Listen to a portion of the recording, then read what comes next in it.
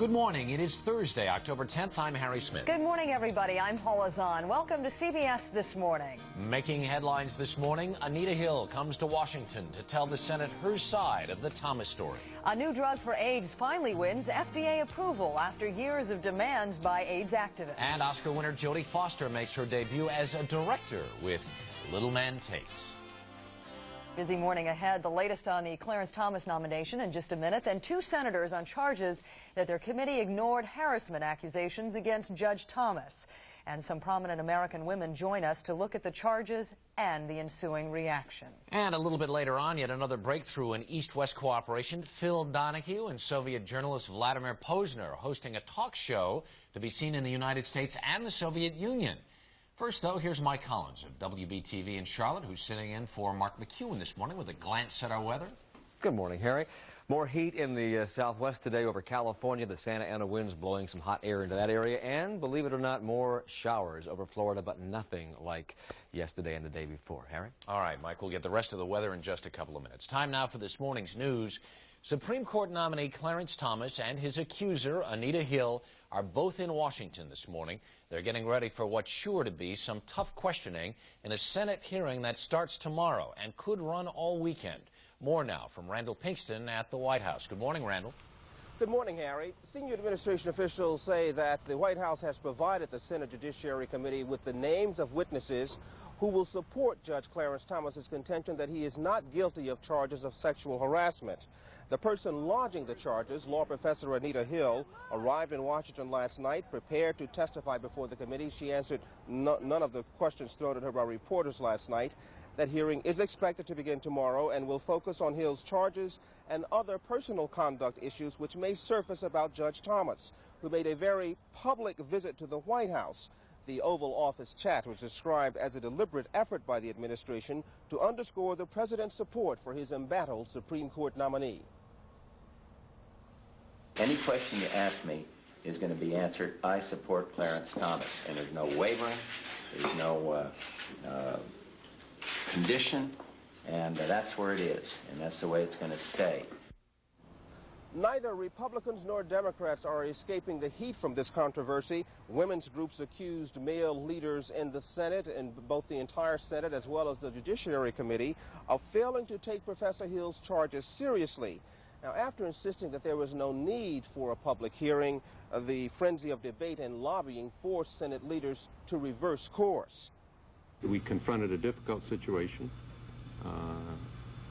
which occurred as a result of events which could not have been foreseen, and we dealt with it in what I think was an appropriate and responsible way.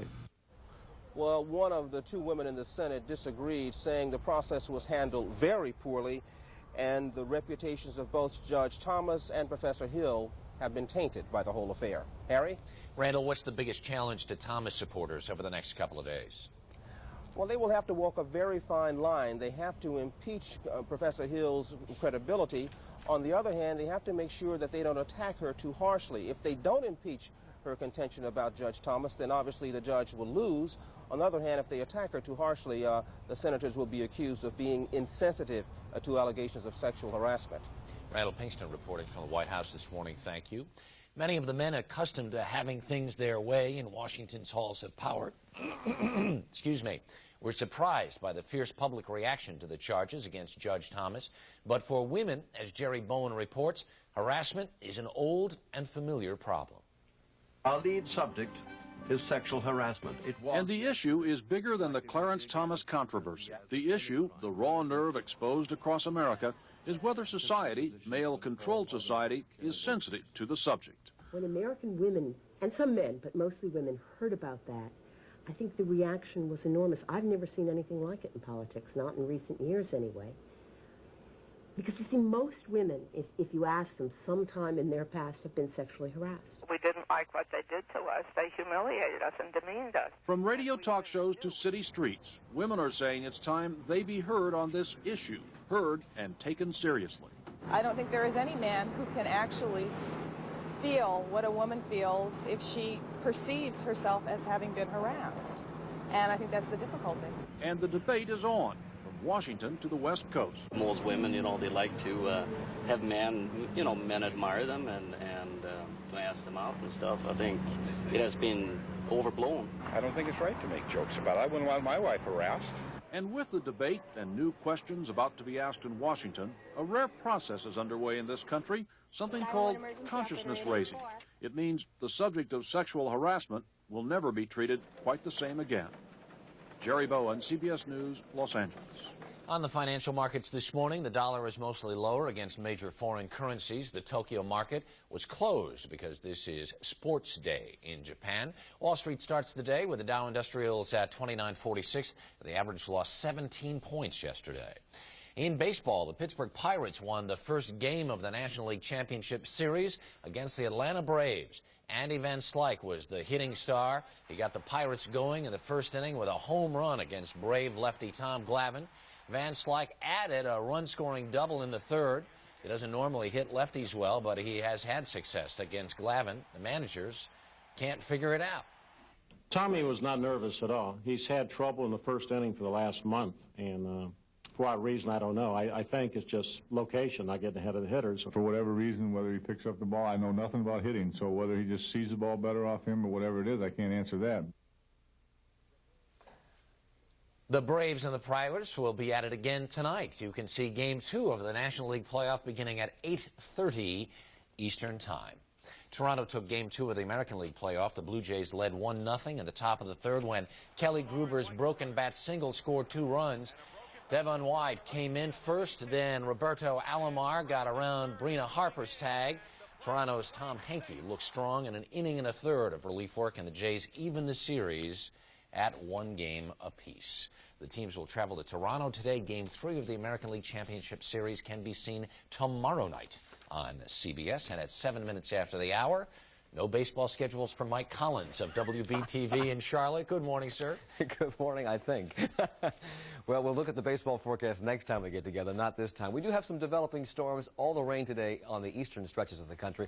Up here along the eastern Great Lakes and down around the Ohio Valley, some storms developing along this frontal system, moving later on into the interior sections of the northeast. But along the coastline, sunny and fairly warm. 70 degrees in New York, 62 in Portland, Maine, 74 in Charlotte, North Carolina. More rain, I'm sorry to say, down here in Florida, where they've gotten 14 inches in the last several days, 12 and a half of those in Miami, and about 4 of that yesterday. More lingering showers down here today, but for the most part not like yesterday or the day before that, so that's pretty much tapering off. 82 in New Orleans, and sunshine over Alabama, where WKRG and their On the Road show will be broadcasting live from the 20th Annual National Shrimp Festival. It's the nation's largest shrimp festival in Gulf Shores, Alabama, celebrating the shrimping industry. They'll have food and games, and WKRG radio and television personalities out there celebrating all that. Nice day in the southwestern part of the country back through here with lots of sunshine and developing Santa Ana winds continuing to pump heat into Southern California with temperatures in the 90s from San Francisco right on down through Los Angeles. Some cloud cover back here over the upper Midwest, but other than that, a very nice and dry day. That's the national forecast. Now here's a look at your weather. In Syracuse, New York, showers in 64. Akron, Ohio, 63 with showers. Woolmarket, Mississippi, 81 and sunshine. Topeka, Kansas, sunny and 74. And why not? Nebraska, sunshine and 78 degrees today. We will take a look at the satellite picture next time we get together. Paula? Thank you, Mike. The Senate Judiciary Committee will reopen the Clarence Thomas hearings tomorrow. But a lot of people have already judged the committee and found it lacking for how it handled the hearings the first time around. Joining us from Washington to talk about that are 2 members of the committee, Democrat Pat Leahy of Vermont and Utah Republican Orrin Hatch. Good morning, gentlemen. Thanks for joining us. Senator Leahy, the process that begins tomorrow ultimately boils down to trying to figure out who's telling the truth. Anita Hill's voice against Judge Thomas's. How difficult will it be to determine who's telling the truth and to judge it? If it's simply a case of one person's word against another, it's always very difficult. One of the reasons for having a hearing like this is to ask specific questions. I would imagine questions would be similar to both, and then you judge demeanor and responsiveness. I suspect there will be other people who will come in, may be able to shed some light on it. But if you look at the allegations here, they end up being one person speaking against the other. The fact that these allegations have been made public, though, it it's absolutely essential that we find out, if we possibly can, what is true, for the sake of both the people and for the sake of the whole confirmation process. Senator Hatch, you seem to have what is a very difficult task ahead. If the questioners on the committee are too tough on Anita Hill, you risk being called insensitive to women. On the other hand, if you're too tough on Judge Thomas, you also will entertain criticism. Are there any ground rules? Well, I feel sad for both of them, because there's no way either of them are going to come out of this with either of them being totally found to be right. And they'll both carry the scars from this the rest of their lives. Look, sexual harassment is an evil, terrible thing. There's no question that it happens in our society, and almost every woman over 16 years of age who works or has worked has felt the sting of that. On the other hand, to be accused of it. See, that's one reason why the federal law sets a 6-month statute of limitations during which they have to make the complaint for private employers, and only 30 days for federal employers. In other words, they want the person to make the complaint within 30 days so that they can help the person who's done the sexual harassing to stop doing it. And in this particular case, here we are 9.5 to 10 years after what happened, and now the complaint is being made.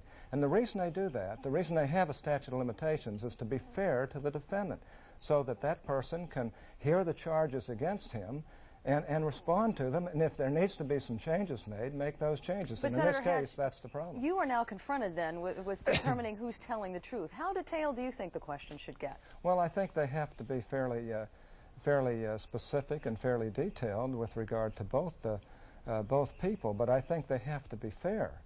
And right now, you know, everybody has to question the fairness of what's really happened here.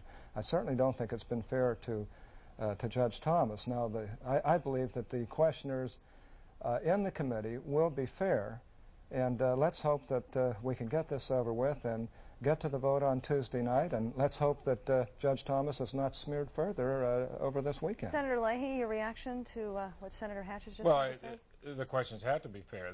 I think though they will be searching type questions. I am going to be one of the ones who will be designated to ask questions. I intend to ask as tough and probing questions of both as I can. But I get very concerned that somehow there's a kill the messenger attitude building up, not from what Orrin said, but in many people here in Washington. This is a terrible thing. If indeed there was sexual harassment as alleged, well, then we ought to establish that. If it wasn't, then let us lay it to rest, because there is no question the result is going to have an effect on the final vote on Judge Thomas. But I get concerned when you talk about a very short time when somebody's supposed to come forward. Certainly in cases that I've seen of sexual harassment, many times the woman is afraid to come forward. Many times she feels that this is the norm. It obviously should not be. It's obviously wrong. Whenever it comes forward, it ought to be determined once and for all, did it happen, to make sure it never happens again. Senator Leahy, Senator Hatch, unfortunately we've got to leave it there, but we will be following the hearings with a great deal of interest tomorrow. Thank you. Thank you both for joining us this morning. Harry? 13 minutes past the hour. Next, a group of prominent women and why the handling of the Thomas charges touched a raw nerve across the nation. And in the next half hour of CBS This Morning, Robert Krulwich on the hidden dangers of disarmament. FDA head David Kessler on a new drug for AIDS. And Steve Kometko talks with actress and now director Jodie Foster.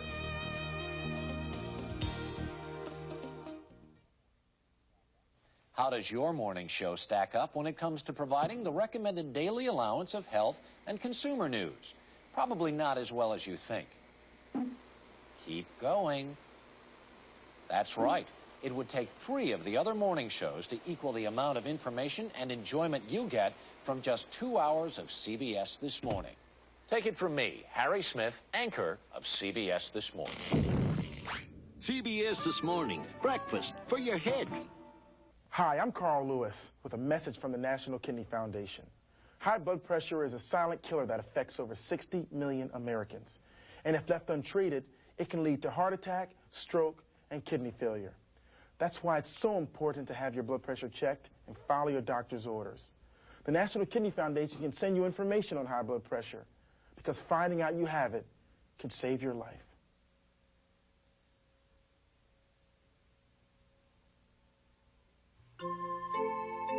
This is how most young children become victims of fire. They never hear it. They never smell it. They never wake up. Every year it happens to over 1,200 children. 90% live in homes without working smoke detectors. Please install smoke detectors, test them regularly, and have a plan of escape. It may be the only chance she has.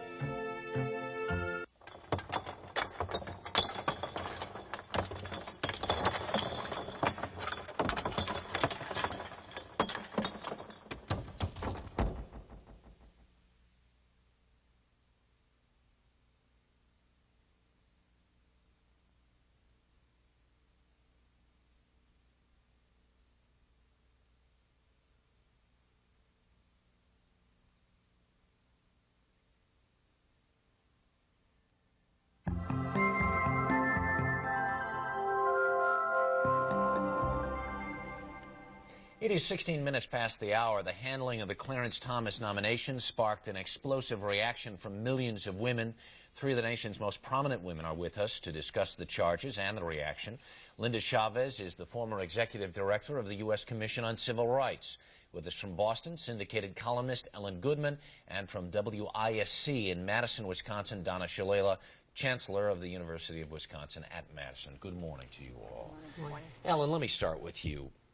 Like it or not, this confrontation with the committee, with Anita Hill and Judge Thomas, is really going to be looked at as a test case over the next couple of days. If she does not come across credibly, you can almost hear the chorus of, "I told you so's." Sure. She certainly did come across credibly in her press conference. Maybe it's one of the virtues of legal training. You get so much of that kind of questioning. I think it is. It's raised all that, and the pressure is enormous on her. The pressure is enormous on him. She has certainly seemed very credible until this moment. There is indeed a tremendous upswell of feeling about this, and, by the way, a tremendous gender gap difference, if you will, on how men and women react about this, at least in the initial phase of it. Do you think men just don't get it? Well, I think that's part of it. I mean, men tend to see the sex in a situation, and women tend to see the harassment in a situation. There's also been a power shift. People talk about sexual harassment as a murky area of the law, but murky is, in essence, an improvement because prior to this it was absolutely clear, and it was the male standard. Yeah. And there is a shift in power by the very nature of sexual harassment. Says we're going to look at this from the point of view of the woman. Donna Shalala, is it possible that Clarence Thomas ends up on trial almost symbolically for the sins and abuses for hundreds of years of male behavior? Well, I think that's pretty extreme, Harry. I think that the issue of sexual harassment is going to be on trial here, that the entire American public is about to be educated on the issue, on how women view it and how men view it. That's to the good, that two individuals of obvious talent and promise are going to be the examples of that. Is perhaps unfortunate, but I think the issue itself is about to be aired. Linda, let me ask you, if the situation were as bad as she says it was, why not just walk, or why not raise the complaint at the moment it was crucial to? Well, I think it's absolutely, her behavior, frankly, is inexplicable to me. This is a woman who followed him from job to job, and then even after she had left the government, she continued to call this man. There is a log of a dozen telephone calls over the last several years in which she called Clarence Thomas, including one made from a hotel in which she left her phone number and her room number at the hotel. This does not sound like a woman who is desperately afraid of this man or in some way feels that he has done a terrible wrong to her. And so I think in this particular case, it's inexplicable. And I think one of the tragedies is that sexual harassment is a very serious this issue. And here we have an instance when I think when you use that word, I think it conjures up all sorts of images of really grotesque behavior of men trying to force themselves on women, trying to solicit sex in return for favors on the job. And that, frankly, does not appear to be what this case is all about. So here we are. This case has touched this raw nerve. It's so clearly touched this raw nerve over the last 48 hours. Might this be the wrong case, in fact, to be on such a public trial, Donna Shalala? I don't think so, and I disagree with Linda. I don't think that her behavior is inexplicable at all. In fact, sexual harassment cases are a wide range of issues, from sexual jokes to touching, and it doesn't necessarily have to be a physical encounter between the two individuals. And remember, these are power relationships between individuals. It is not unusual for an individual not within the time frame to make the complaint. It's very difficult for women in these relationships to be willing to come forward. But Donna, this is exactly the wrong message to be sending to women who feel that they've been harassed.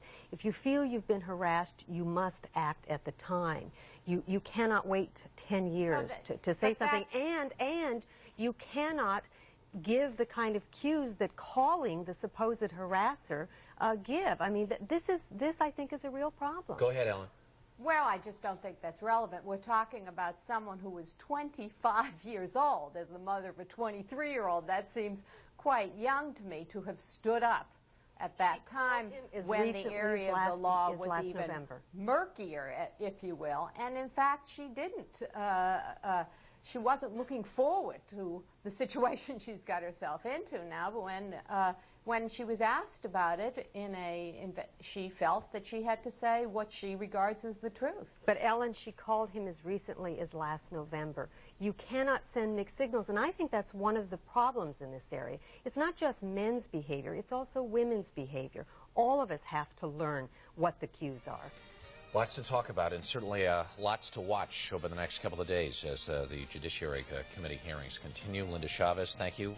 Donna Shalala, Ellen Goodman, thank you both for joining us this morning. Do appreciate it. Paula?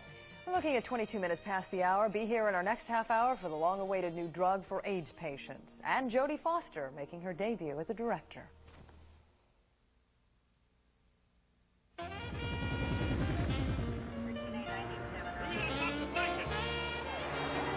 Pete Sampras comes up to serve. Jan Stevenson makes the drive. A.C. Green and Charles Smith pound the boards. Marcus Allen rushes up the middle. Jay Schrader with the touchdown. There are a lot of different parts to play in the American Red Cross. Play your part. True stories of cops on the spot. You want to see him dead? Just look back. True stories of unbelievable crimes. They had ended the life of a human being without even giving it a second thought. True stories of men and women, on duty and off, in defense of the law. This was different because I had to think about the little boy and my wife. True stories you'll always remember. True stories they'll never forget.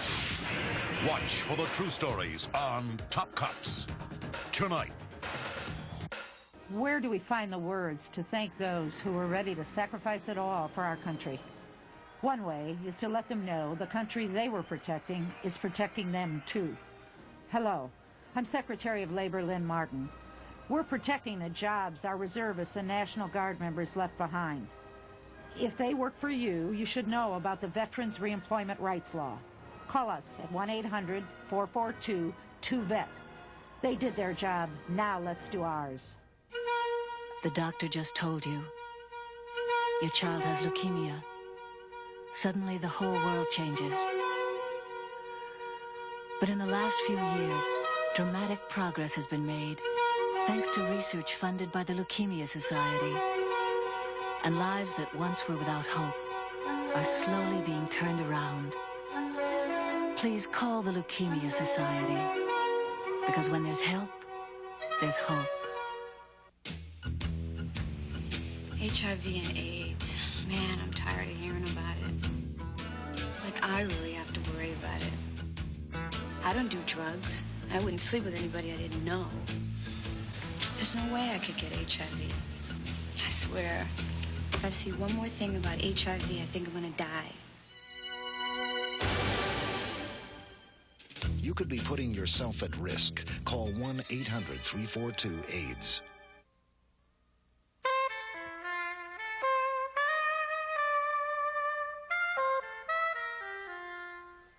We're talking with Ellen Goodman, Donna Shalala, and Linda Chavez about the Thomas case and sexual harassment this morning. Let me tell you all something that happened to me yesterday. I got off the air, went to my voicemail, and I got an anonymous phone call from a woman who said, the media has to press this issue. I can't tell you who I am. I work in a bank. I've only gotten anything but rave reviews of my work. I complained about sexual harassment. I've been fired from my job. My life is in ruin. I've gone to a lawyer, and she says, I don't know what's going to happen next.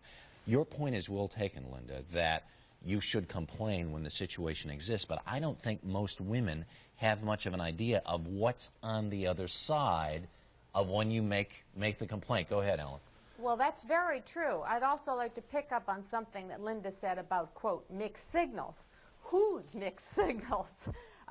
Who is picking them up? I believe that if you and I observed a situation and we saw a man coming on and a woman less than enthusiastic, we could judge that. We could judge that. I don't think that the capacity for empathy is so missing that we couldn't judge a situation. Everybody, again, leaps to the idea that women are giving some sort of mixed signal, and I bet that just in 99 out of 100 cases, those mixed signals really aren't mixed. All right, Linda, go ahead. Let me tell you, I'll use a very personal example. A few years ago, right after I ran for the Senate, a member of the National Press Corps made what I thought was an absolutely inappropriate and disgusting proposition to me. I had lunch with this man. It was a professional lunch. He made his advances. I told him I was not interested. He wasn't your boss. No, but he's somebody who affects my career, as somebody who spends a lot of time doing television, and whom I was actually seeking career advice because I wanted to do a syndicated column, and he was giving me some advice on that. Had I continued to call this man after he had made that advance, I think that would have been a mixed signal. Now, I am cordial to this person. I say hello to him when I run into him, but I've never initiated contact. Women have to learn that there are, in fact, rules of behavior, and that when someone steps over that boundary line, that you've got to draw the line. You've got to be able to say no, and then you cannot go on and do things that encourage that kind of behavior. Linda, all women's experience in this country has been, they have seen the other side, Harry, is that they're the losers in these situations. While Linda's story is absolutely outrageous in terms of that individual, it's not what I would describe as a employer-employee relationship, a power relationship on an ongoing basis. And women's experience is that when they do complain, they get fired or they get labeled, and therefore they're very reluctant to come forward. And because it is a power relationship between them, they're just uncomfortable, unlikely to come forward, unable to handle the situation. And their experience and their observations are that it's women that lose in these situations. We really are out of time. We're really out of time. Out of all of the anger and emotion of the last couple of days, hopefully maybe some enlightenment will come as well. Thank you all for joining us. 29 minutes after the hour. This is CBS.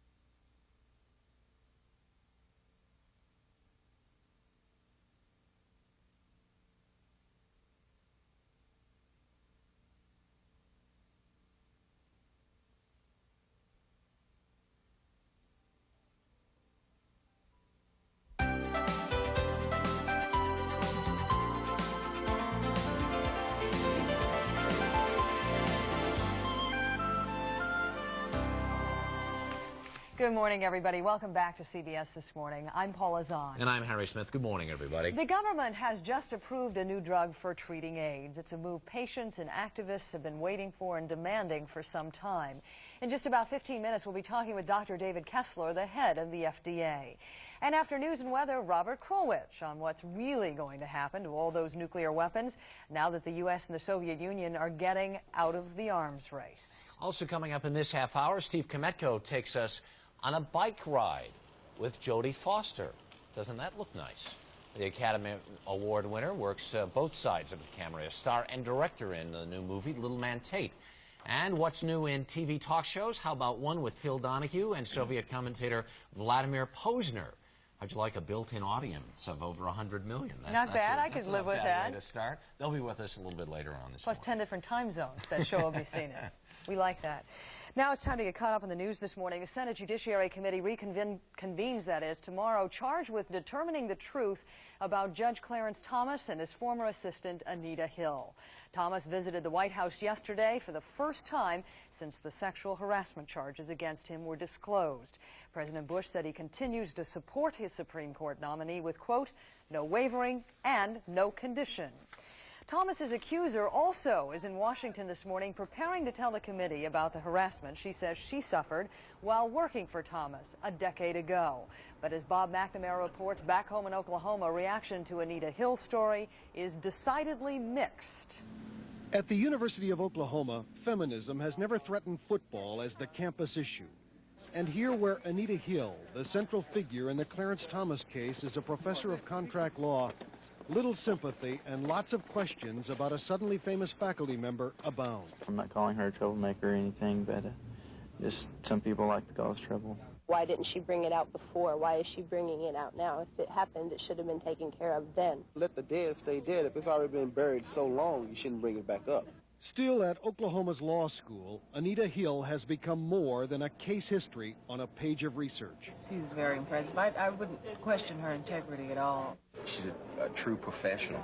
People were making judgments on whether or not she was credible without having heard her side of the story. Anita Hill's neighbors put a note of support in her mailbox yesterday, and when she did emerge from a day of seclusion, had nothing to say about her plans for testimony before the U.S. Senate. Bob McNamara, CBS News, Oklahoma City. Convicted Atlanta child killer Wayne Williams could win a new trial if his lawyers can win their point with a Georgia judge. The defense team argues that the prosecution in the 1982 trial kept crucial evidence to itself. Aaron Hayes has our report. Wayne Williams hopes a new trial would prove he was not Atlanta's child killer. He served almost 10 years for 2 of the killings, was linked by police to many of the others. Arrested after being seen with some of the victims and near the site where one body was found. In court, Williams' attorneys pushed for a new trial, saying the prosecution withheld key information at the first trial, that someone else might have been behind Atlanta's missing and murdered children. That someone else, they say, a member of the Ku Klux Klan. At this hearing, a police informant testified that 10 years ago, at the request of police, he recorded a Ku Klux Klan recruiter admitting taking part in one of the child killings. I said he told me he was going to kill that little black guy out there. But the police chief at the time testified he was unaware of Whitaker's information. Yeah, and I don't recall anyone giving me any information that would suggest that there was Klan involvement. Police have said they've lost track of the Ku Klux Klan recruiter, and they remain convinced they got the right man in the child killings. The decision about a new trial for Williams is not expected soon. More testimony is still to come at a date yet to be scheduled. Aaron Hayes, CBS News, Atlanta.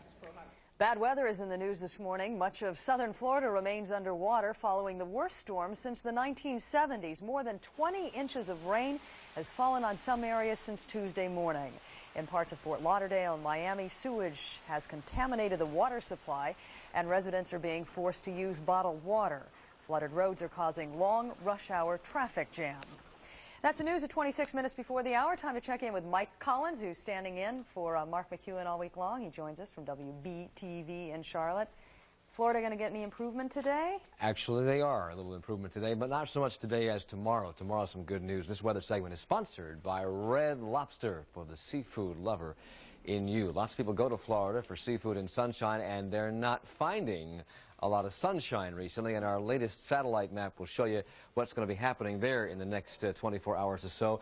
We do have this clump of clouds. This is all a developing storm system, but the good news is that it's moving to the north and east, and most of the heavier rains today will be out over the ocean. So there'll be some lingering showers down here in Florida, but not as much rain as yesterday, and tomorrow it should be out of here. Some more shower activity along a frontal system here in the Great Lakes, southern Great Lakes and the Ohio Valley, which will cause some showers and thunder showers to develop as we go through the day. But the rest of the country, aside from this little cloud patch, which is dry for the most part, is sunshine and rain-free. Our forecast map shows you nice warm temperatures out here in California. We have a developing Santa Ana wind, which brought very warm temperatures to California yesterday, doing it again today. Temperatures in the 90s from San Francisco right on down into Los Angeles, 101 degrees here in Phoenix, Arizona, and a very pleasant day up in the Pacific Northwest with temperatures in the 70s and 80s. This is a dry cloud system up here. It's a warm air going over the top of cold air, so no rain up there, and warm from the middle of the plains right on out to the west coast. Now, baseball tonight, 8:30 on CBS television, and the Braves take on Pittsburgh and the Pirates in Pittsburgh. Forecast calls for mostly cloudy conditions. Rain will reach Pittsburgh today, and there could be a chance of some lingering showers tonight, so take a slicker if you go into the game. Temperature at game time, 60 degrees. That's the look at the national forecast. Now here's a look at your weather.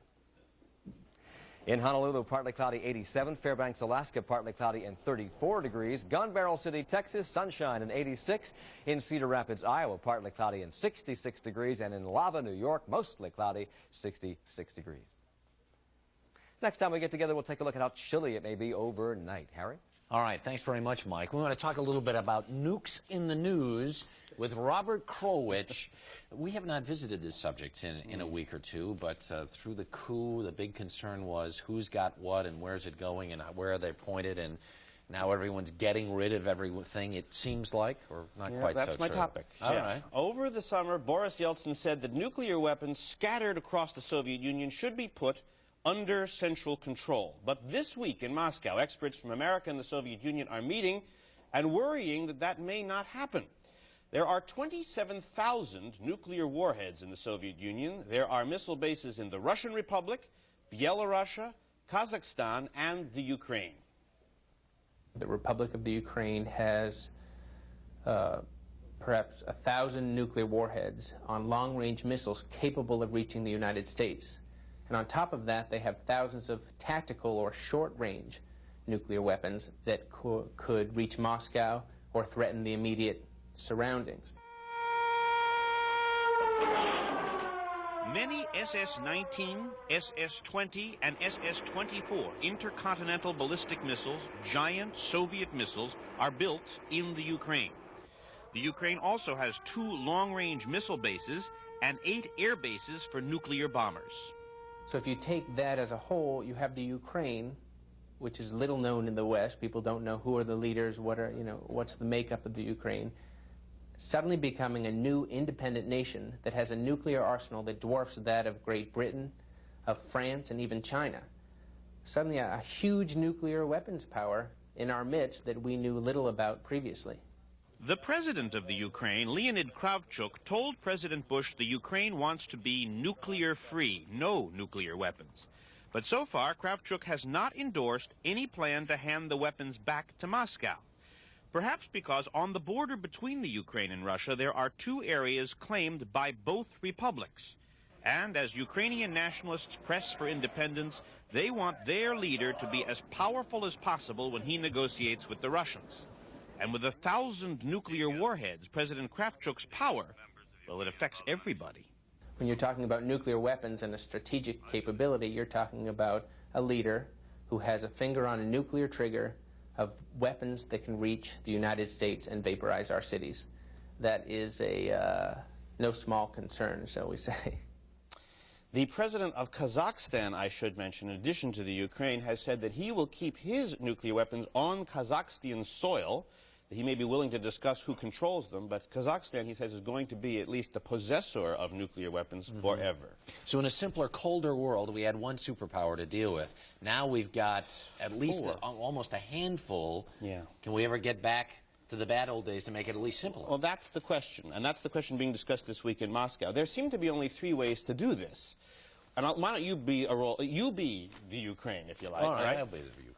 Option number one, you give all of your weapons back to President Gorbachev. Would you do it? No way. Why? That's one of my last bargaining chips. I don't have much to start with. I've got this bargaining chip. I'm not giving them to Gorbachev. And there's also the problem that Gorbachev may not have the soldiers or the resources to protect so many weapons. He might not be there next week. All right, Boris Yeltsin, the president of the Russian Republic, give them all to me. No, no, no, no, because you're too big and too powerful anyway, and I don't trust you. This leaves then only the third option, and this is the option being discussed in Moscow right now, an international inspection system. This involves economic policy of the West. The West could turn to Belarus or the Ukraine and say, look, you want our food, you want our aid, you want Western money, you also want to maintain a nuclear arsenal, you can't have both. You want the bombs, grow your own food. You want our food and money, get rid of the bombs, or submit at least to international inspection. I'm Ukraine. I kind of like these guys. All right, that may be the third option. If none of the options work, we could have a situation where we have 4 nuclear powers 2 years from now instead of 1. All right, Robert, thanks so much. As the Ukraine, I thank you. Paula? Nice job there, Hare. 19 minutes before the hour. Coming up next, a new weapon wins approval in the battle against AIDS. Then stay with us for the award-winning actress and first-time director, Jodie Foster. This little kid is exactly the kind of person I want to be. I mean, let's face it. You're the best thing that ever happened to me.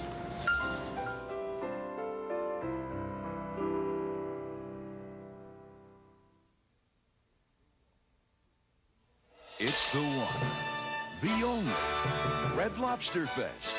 It's the only time each year when we serve up lobster a dozen luscious ways. Our most delicious lobster at our most delicious prices. But only now during this special event. It's the one, the only Red Lobster Fest, starting at $8.99.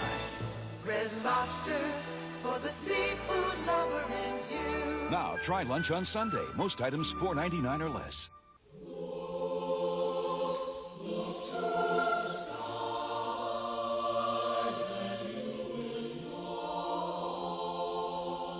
We're a company called Medical Personnel Pool. We provide nurses for hospitals and for home care. And we provide one more thing. The assurance that even though the assignment is temporary, the commitment is permanent.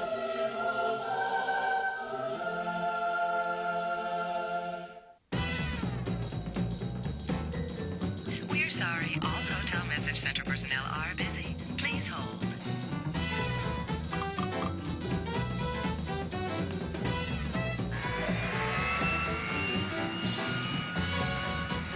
Please hold.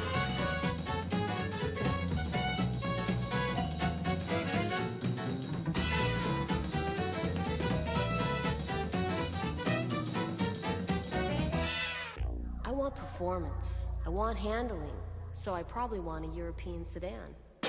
Seville by Cadillac and the new dynamics in performance technology.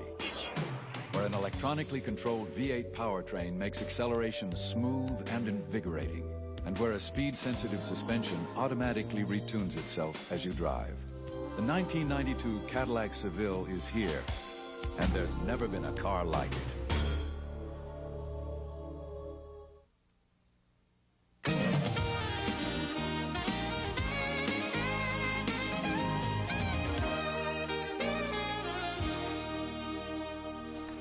It is called DDI, and it's what AIDS patients and their advocates have been waiting for, the second drug approved for treating AIDS. For more than 4 years, only AZT had government approval. But it doesn't help everyone, and some people with AIDS can't even take it. Joining us to talk about DDI is the Commissioner of the Food and Drug Administration, Dr. David Kessler. Good morning. Nice to have you with us. In the past, the FDA has taken some heat for taking too long to get drugs approved. But in this case, you say this is probably one of the fastest processes you've ever overseen. The application was only submitted in April, and we approved it yesterday. This is a case where the agency did not sit back. We even before the data was submitted, before the application came in, the agency reached for the data. It's very important. People are dying with AIDS. We have an obligation to be very proactive. Who can be helped by DDI? Who will not be? Well, up until now, AZT was the only other drug on the market. And there are people who can't take AZT, who aren't helped by AZT. The other important thing is yesterday's announcement approved the drug not only for adults, but for children. AZT was first approved in adults. DDI is being approved simultaneously both in adults and in children. If that's the case, give us an idea of how many people then may benefit from DDI. We really don't know at this time. The way it usually works is we approve a drug for an indication. But as we learn more about the drug, as more clinical trial results come in, I think we may find that a broader population may benefit. One of your concerns going into this was the side effects that DDI might cause. Are you convinced that the FDA has a handle on that? There are two side effects from DDI. All drugs, especially drugs that have use in life-threatening diseases, they have risks, and we have to weigh the risks versus the benefit. In this case, there are two risks. One is an inflammation of the pancreas. The other is a numbness, a tingling of the hands and feet. The important thing is that working patients with their doctors, they can monitor those side effects. In the absence of DDI, would a lot of these patients simply have died? Yes. Give us an idea now on what the next drugs are that you might be turning to, that AIDS patients might be looking to on the horizon. Well, the next one that we're looking at, and again, the application has not been filed yet by the drug company, is DDC. We expect that application to come in shortly, but again, we're not sitting back. We're reaching for the data on that even before the application is submitted. And one of the greatest hopes is that we can start using drugs in combination. And the more drugs out there that have been approved, the more potential it is for combination use to provide benefit to these patients. So if you're a patient out there and you hear the news this morning, what is the best way to manage your treatment? Well, obviously, treatment, the relationship between a doctor and patient is obviously the most important. What yesterday's announcement signals, it's not a cure, but it helps halt the progression of the disease. And it's also important to ask your doctor to consider using both DDI and AZT. Again, the clinical trials are underway. We don't have the data yet to say that's helpful. It's limited. That's somewhat down the road. Do you ever worry in fast-tracking a drug like you have with DDI that maybe you have compromised the process? Every decision we make is a balancing decision. It's risks and benefits. We made the decision yesterday based on the information we had available, we have available now. But in 6 months, we're going to have more information, and we may have different information. We may have to readjust our thinking. Dr. David Kessler, it's nice to see you again. We appreciate your time. We know you've had a very busy last 48 hours. Nice to see you again. We're looking at just about 12 minutes before the hour. Coming up next, Jodie Foster. This morning's health segment was sponsored by Lunchables Lunch Combinations. Lunch is what you make of it.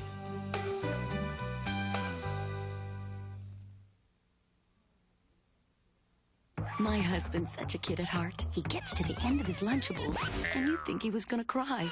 Luckily, I got him new Lunchables with pudding. Oscar Mayer Lunchables Lunch Combinations, now with dessert, because lunch is what you make of it.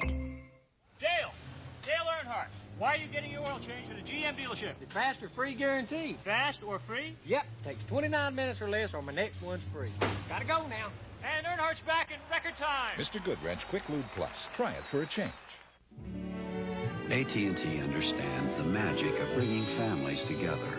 So when we heard Walt Disney World was celebrating its 20th anniversary, we decided to do something really special. If you're an AT&T customer, there are a lot of surprises in store for you. And if you're not, there's never been a better time to come back and make your dreams come true. Only for you, only from us. To celebrate the 10th anniversary of the IBM PC, you've got to know the ropes, because it deserves a big production. So you set the stage with rebates on a star-studded cast of PS2s. Go head over heels with a choice of amazing software. Then bring down the house with prices that really take the cake. It's the only way to thank everyone who played a part. Join the celebration. Call for an IBM dealer nearest you. Send a hug from far away, brighten up a rainy day. Flowers say what words can't say.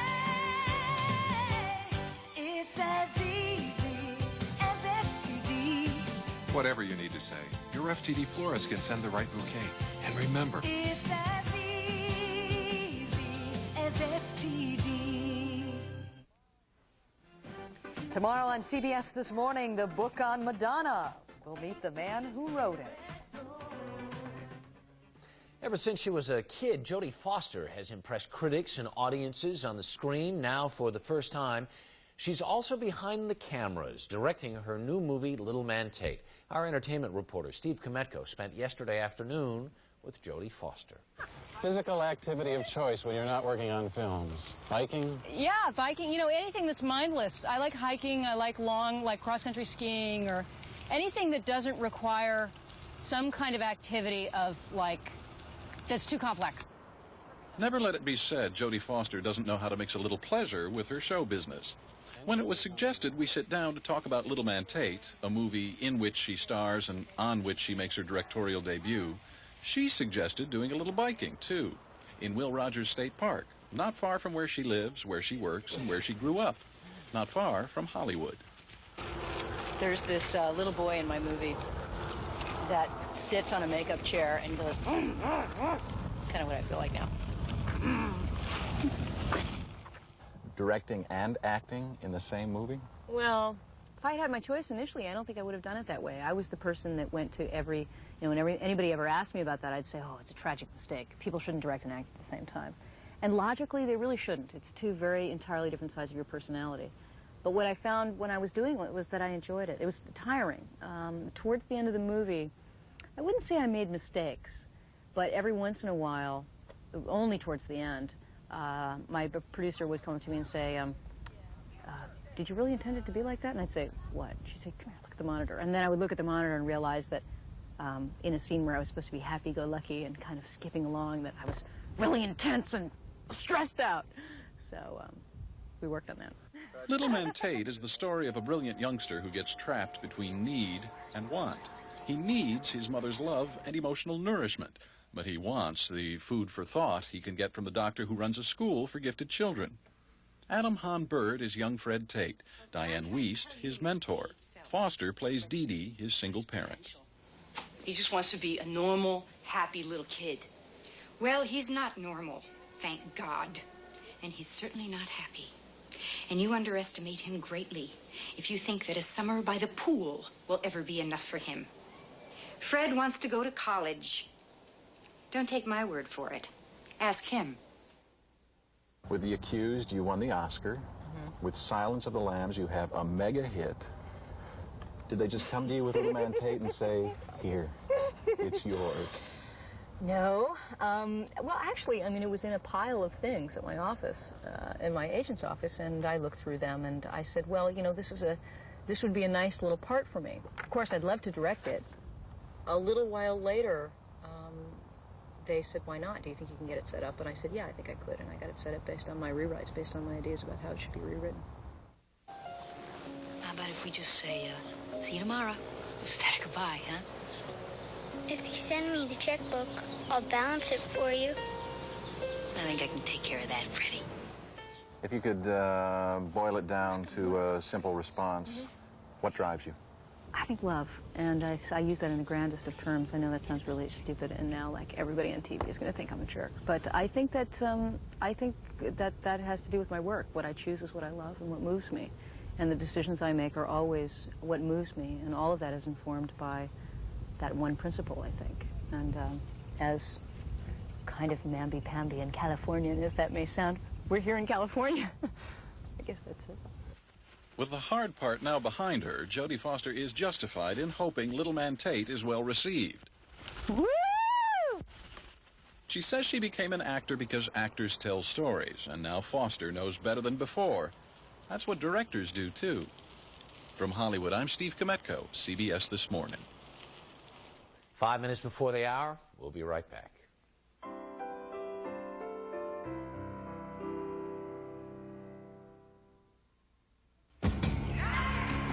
3M salutes the Olympic athletes who found a better way.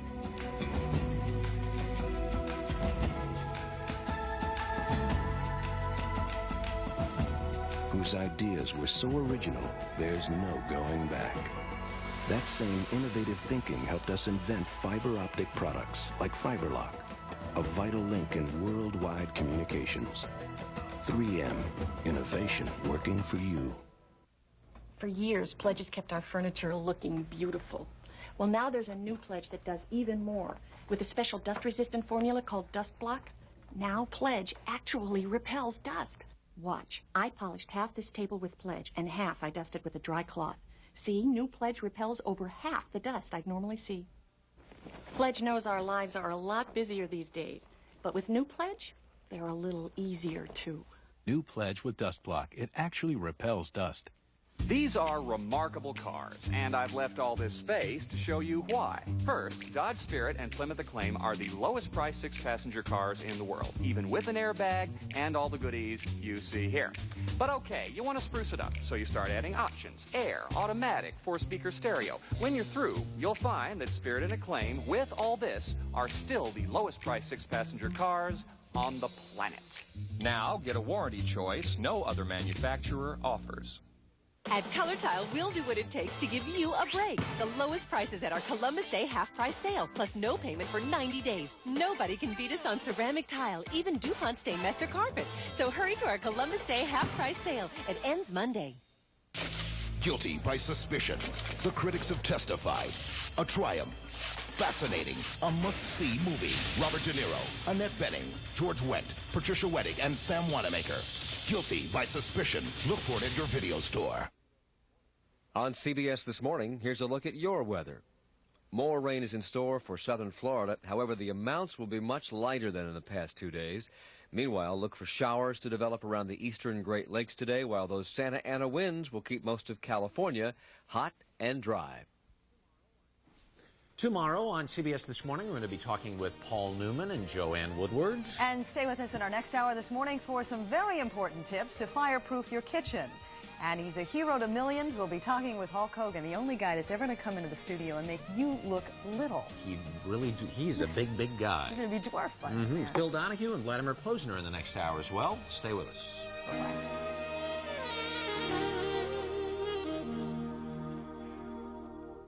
The people of CBS News. Dan Rather. Connie Chung. Mike Wallace. Paul Azan. Harry Smith.